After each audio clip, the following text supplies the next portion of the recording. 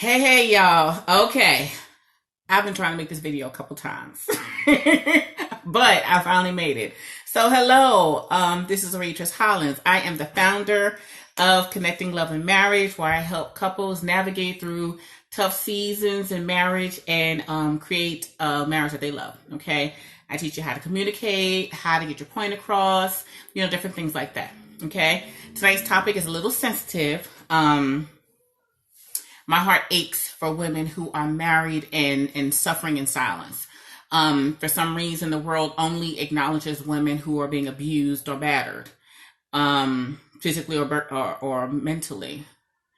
But there are other women who are still suffering, and they smile and they post the beautiful pictures on social media. They know how to put their church hat on. They know how to look the part of happily married. Yet and still they're still suffering. Okay. Hey, beautiful. Yes, it's sideways so that I do that on purpose. Thank you, sweetheart. It's sideways so that I can record it so that it's full screen. Is that hard for y'all to see? Let me know if that's a problem for y'all. I don't know. It's just easier to turn it sideways. Let me know. Okay. Basically, this question was given to me by one of my, through one of the women that DM'd me. And like I said, my heart was aching for her because she's an amazing woman, beautiful. But unfortunately, her husband stopped coming home. Okay.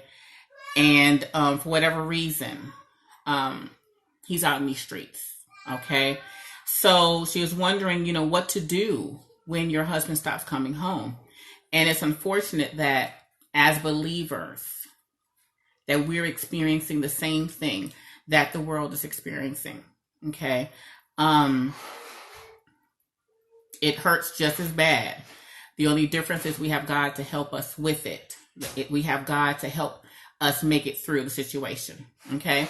So, my topic for today, actually should be broken. It should be broken up into about 3 different parts because there's 3 different aspects of this. One is, what do you do before you confront your husband? Okay. Then what do you do while you're confronting your husband? And then what do you do after? Okay. Today I'm only going to talk about the before part, because the young lady didn't know for sure, but she didn't know for sure if he was cheating.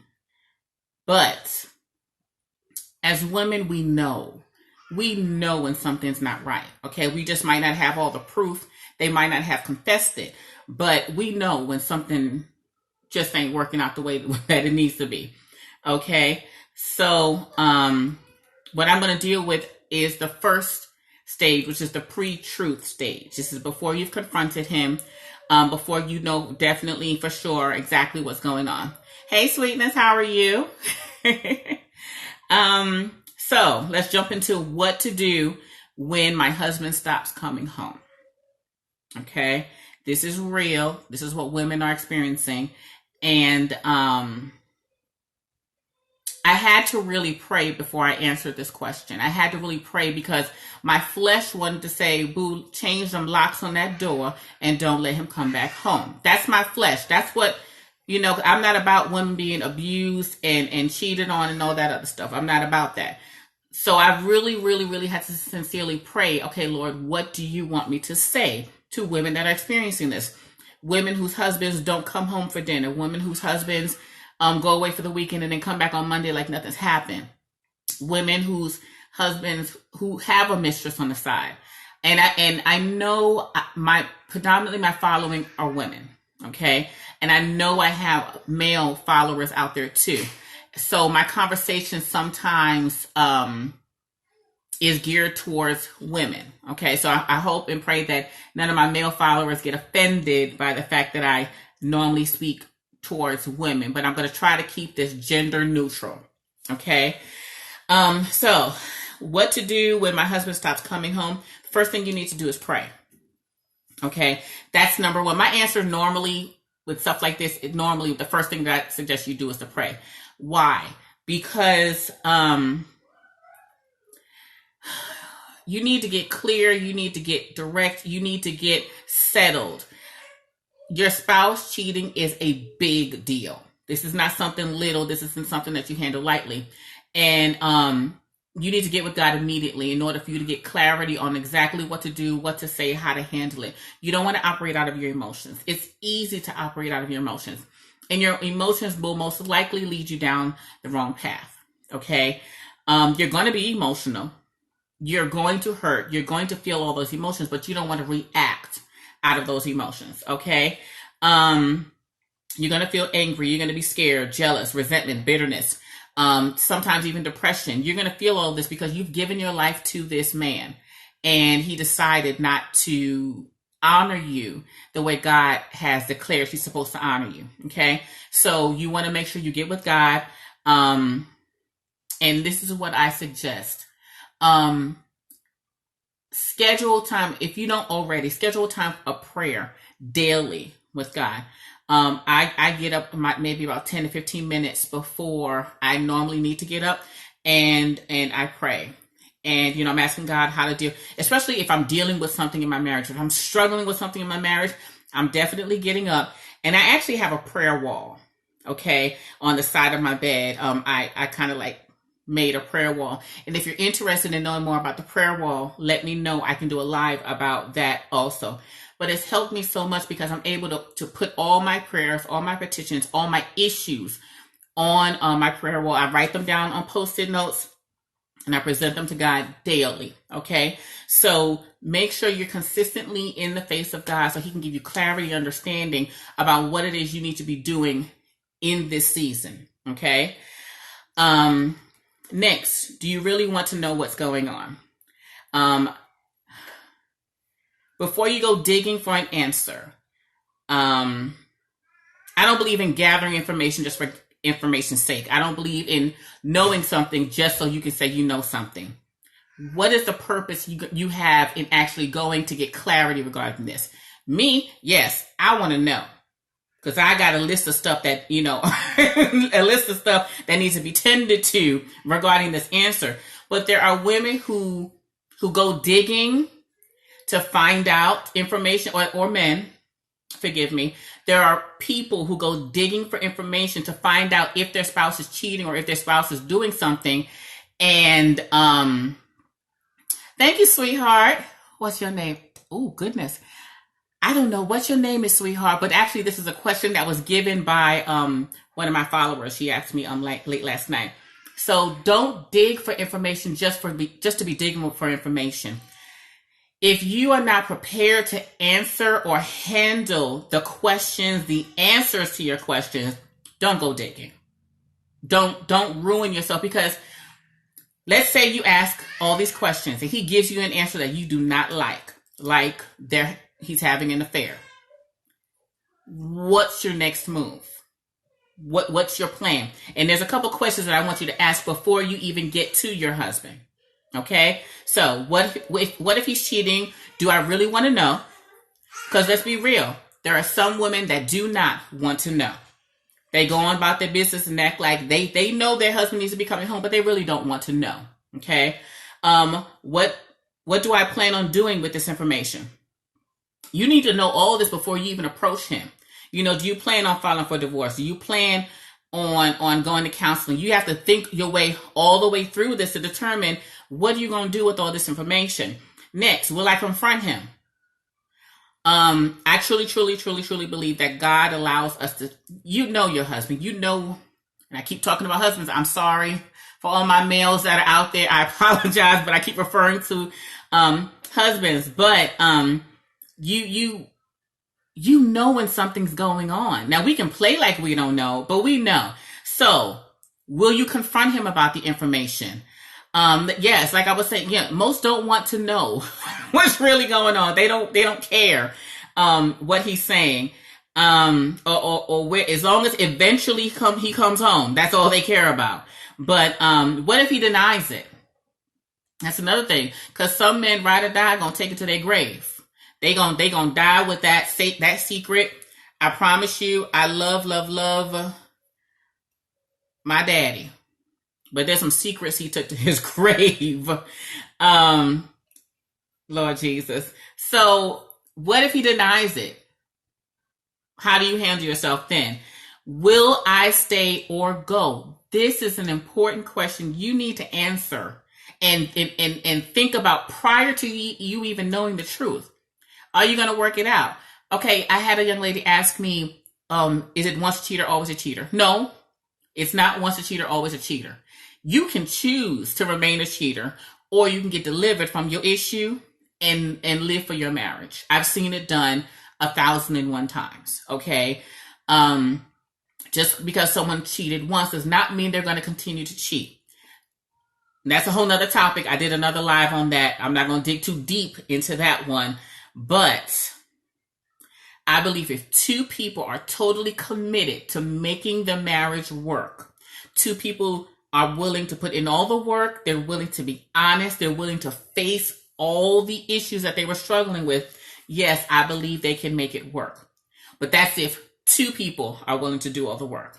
Okay? If they're not willing to be honest, if they're not willing to lay it all out on the table, it's kind of shaky, it's kind of iffy. You're probably looking at it not working out too well. Okay. So am I financially stable and can I take care of myself if I decide to leave? Ladies. I'm not saying you got to leave your man or husband. I mean, men, I'm not saying you have to leave your wife. But what I am saying, you need to stop and say, am I financially, if you're going to leave, just don't leave and go run into the wilderness and you don't have a plan or a system or anything like that. You need to, can I pay rent by myself? Can I pay the mortgage by myself? Can I go get an apartment? And do I have a place to stay? What is your plan? You need to think about all these things prior to even finding out the answer to your question. Because after you get your answer, there's going to be a lot of emotions going on. And you don't want to make any decisions just purely out of emotion. Okay? So, you should only move to step 3 if you believe you can handle the possibility that you hear something bad. So let's go back and recap what exactly we're talking about. What to do when my husband stops coming home. First, I told you to pray, get with God. Number 2, do you really want to know what is going on? You need to really ask that question before you get on to the next question. Question number 3, or step number 3, is schedule a conversation. If you're willing to get to the bottom of the situation, you need to schedule time to sit down with your husband. Just don't pop off and say, hey, I heard you was doing, because I know, like, okay, maybe it's not you, but I know me. I'm not going to want to be sweet and kind. Hey, sweetness, no. What you doing? Where she at? Okay, you going to want to pop all the way off. This is why I said number 1, start with prayer so you can get all this together, okay? Schedule a time to sit down and speak with him and ask God for clarity, understanding, peace, and the truth, okay? Ask God that all of this would be revealed in the middle of your conversation. Pray that God's will is done. Pray that the truth is revealed. Pray that God softens your husband's heart so that he, and one thing, you know what? I ask God, Lord, convict my husband to the point where he feels the need to confess. This is marriage. Marriage to me is a ministry. Marriage means that I took this vow to God, to be dedicated to God and my husband, okay? You pray all them prayers that you need and you get right with God and let God do whatever needs to be done in your husband, okay? Yes, we can pop off and get a confession out of our husband, but you want to allow God to soften his heart so that he can do what needs to be done in him and your husband can say what needs to be said, okay? Number 4, process the information. Once you get to the bottom of it, do not unleash, okay? God forbid your husband says that he is having an affair. Do not immediately unleash. First of all, he's expecting you to unleash. He's expecting you to pop off, okay? Let me just give you the word of advice. There's nothing scarier than a woman that has a right to be angry, but she's calm. There is nothing scarier than a woman who has all right to be angry, but she's reacting calmly. That's going to scare him. Now, I'm not saying I want you to scare him, but what I'm saying is be calm. Be calm, okay? Now, there's two scriptures that I want you to think about that came to my mind because I was like, Lord, what do you want me to give? What do you want me to say? Okay, instead of being the pop-off princess, what do you say? How do we handle this? And he gave me James 1:19. Now, James 1:19 says, my dear brothers and sisters, take note of this. Everyone should be quick to listen, slow to speak, and slow to become angry.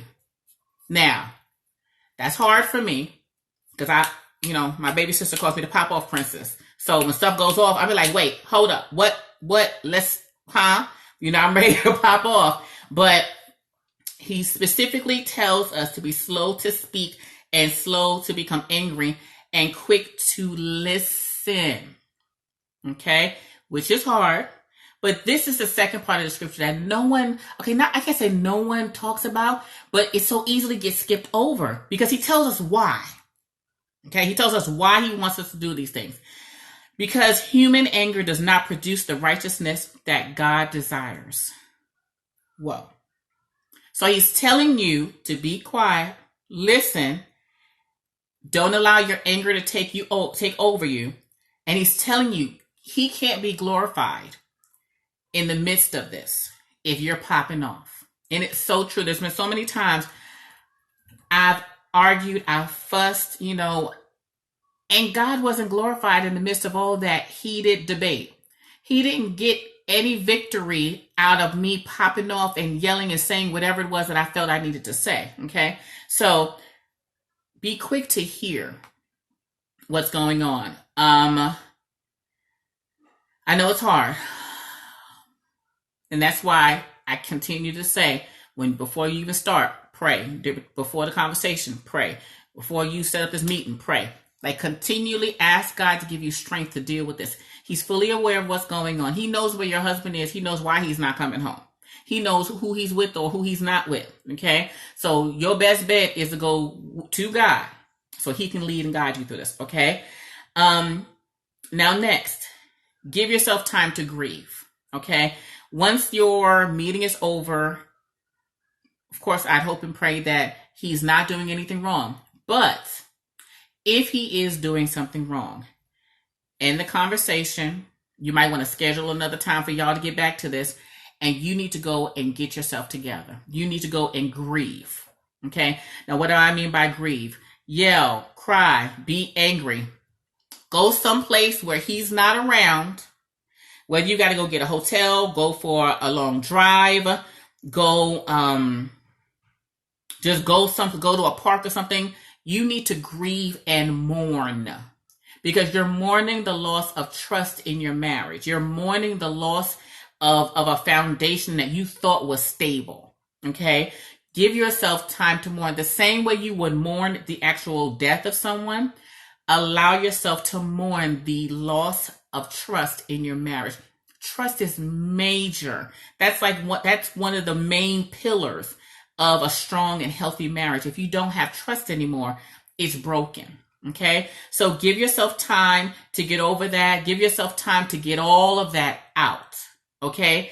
All your frustrations, and there's actually a process that I do whenever I'm I just had it, I'm done. There's a process that I do, and it's called a healing process. And if you're wondering what the healing process is, DM me and I'll let you know what my healing process is that I go through whenever things get really hard. Okay. So do not try to cover up your feelings. That's also very important because some women, we try to be so strong. He didn't affect me. I'm okay. I'm not bothered by this issue. No, you are. And it hurts because I doubt highly if you married someone that you didn't love. Hopefully you didn't. Okay. So allow yourself to go through those feelings. If not, you're just going to be a volcano waiting to explode. Okay. You don't want to do that. You don't want to just randomly explode later because no matter what, it's going to come out. You might feel like you're strong the first week, 2 weeks, 3 weeks, 4 years. Eventually, it's going to start showing its ugly head. And your spouse is most likely, if you said you forgave him, if you didn't let all that out, he's going to wonder what's going on. Why is she popping off? She told me she forgave me. She forgave me. Allow yourself to grieve. Okay. And number 6, Surround yourself with trusted friends. This one is one of the most important steps. First of all, if you are married, you need to have other couples who are marriage minded, who follow God, and who are in support of your marriage. Every marriage needs this. Every marriage needs a couple who knows them, who they can confide in, who can be their accountability partner, who when they want to pop off, because okay, I'm not all for this marriage is blissful at all times. It's not. I don't know who lied. Or maybe I'm just crazy, but everyone that I've spoken to, you have these moments where you want out. You are going to want out at some point. For whatever reason, we have these moments. And you need a friend that's going to say, all right, girl, look, calm down. Let's go get this ice cream. Let's go get a drink. Let's go pray. Whatever it is y'all need to do to get your mind right and to get you back on what it is you need to be doing and focus back on your marriage, do that. Okay? But my point is you need to have friends who you should also, one of the people in your circle should have been married longer than you. Okay? They should be like your marriage mentor. They're someone who they have wisdom. They've been in this long haul for a while. They have children. They've most likely experienced the ups and downs and the roller coasters of marriage. And they're transparent. Okay? Do not get you a mentor or a couple to mentor you. And everything's always wonderful. And you just need to just submit yourself to the Lord at all times. Yes, we need to do all that stuff, but I'm mad. Okay? Help me deal with this anger. Okay? You need a couple that's going to be real with you and say, girl, look, I know it gets hard sometimes, but let me show you how to get through. Okay? So surround yourself with trusted friends who will support you and guide you through this season. Okay, so let's do a quick recap. I told you in the beginning, if you weren't here for the beginning, this topic really should be broken down into 3 different parts. Let me know if you want me to do all 3 parts. Okay, today, the topic is what to do when my husband stops coming home. Okay, and I say that there's really 3 parts to this. There's a pre part where the pre-truth stage. This is where you're not really positive of what exactly is going on. Then you have the truth is revealed stage, which is where he has admitted to what is going on. And then you have the post-truth stage, which is, sorry, all hell's broken through. And now you got to figure out how to either put the pieces of your marriage back together or just burn it. I know I kind of joke with that, but sometimes it's just like, look, oh my gosh. So let's recap one more time. And I only dealt with the pre-truth stage and part of the truth revealed stage. Okay. So first, you need to pray. Second, do you really want to know what is going on? Ask yourself that question. And then there was a list of other questions that I want you to ask yourself. Schedule a conversation, a time for you to sit down with your boo. Process the information. Give yourself time to really understand. Don't pop off at the mouth yet. Just go ahead and make sure you have full understanding of what it is that your husband said. Number 4, give yourself time to grieve. You have to mourn. Unfortunately, if he admitted to having an affair, give yourself time to grieve the loss of truth, the loss of trust in your marriage. And then number 6, surround yourself with trusted friends. Okay. So if you would like a copy of this video, and there's actually some more information on here. I didn't want to waste, I didn't want to be on here too long because look, we're all moms, wives, we got stuff to be doing. And I didn't want the video to be too long. So I actually have a whole lot more information that kind of break the steps down a little bit more. So if you'd like a copy of this video and or a printout of exactly everything that I have on here, click the link in my bio. And because it's on Instagram, and it's bit.ly/you will love these. but just click the link in my bio on Instagram. Okay. And enter your name and email address in that top area there. Okay.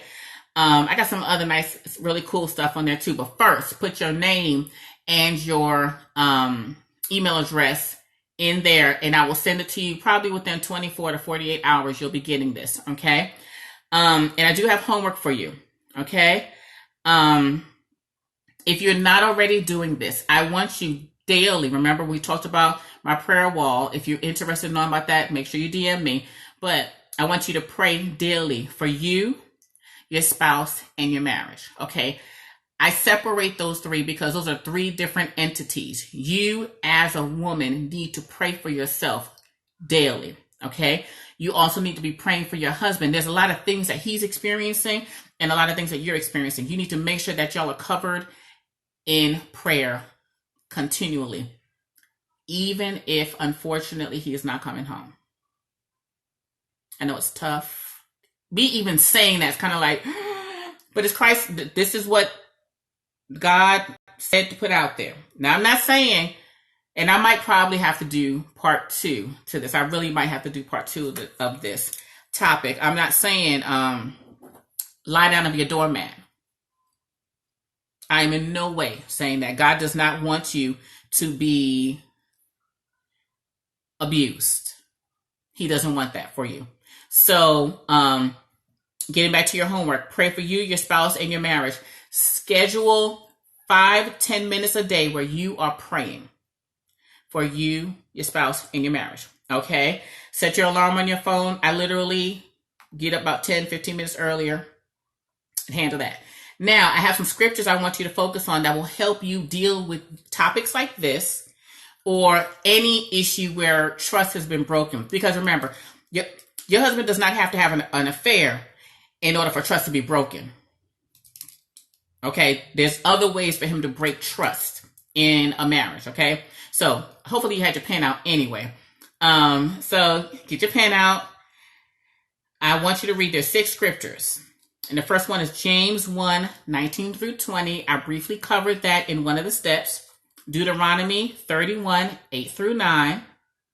Joshua 1:9 through 10. 1 Peter 3:11.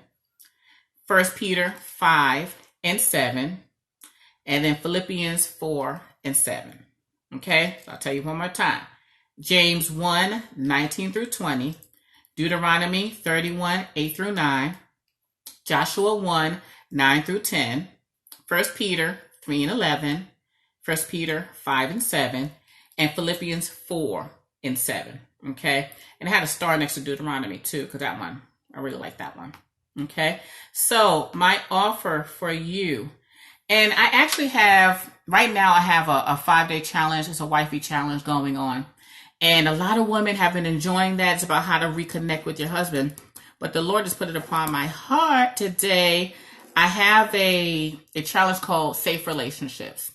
And I normally only put it up like maybe once, maybe twice a year. Okay. And I think I'm going to add it back and allow women to join it. It's really it'll help you it teaches you the 5 stages of building or rebuilding trust in your marriage. Okay. It takes you through the entire process. And it touches on the main triggers that occur when you find out that your husband has done something that they shouldn't have been doing that broke your trust. Okay. So if you want to join that challenge, I'm going to leave it up for maybe about a week or so. And you can do that challenge. It's completely free. Okay. But it just takes you through the 5 stages that I came up with of rebuilding trust in your marriage. Okay. And that's free. So click the link in my bio. It'll be up there. Okay. And next, since you stayed on this live, I created a book called Help, How to Stay Married When Times Get Tough. This book, it goes very well with the 5-day challenge. And it has a marriage expectations assessment.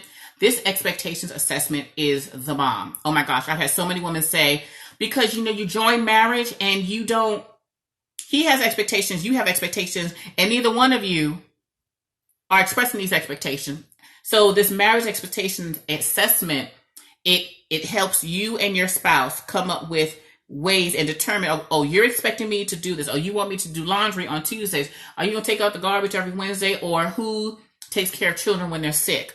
Like, it goes down all to the fine details, because I think a plan is amazing. Like, we need to know ahead of time who's going to manage what, who's going to do what, because I don't want to expect my husband to get my car detailed, and he looking at me like, I'm supposed to do that?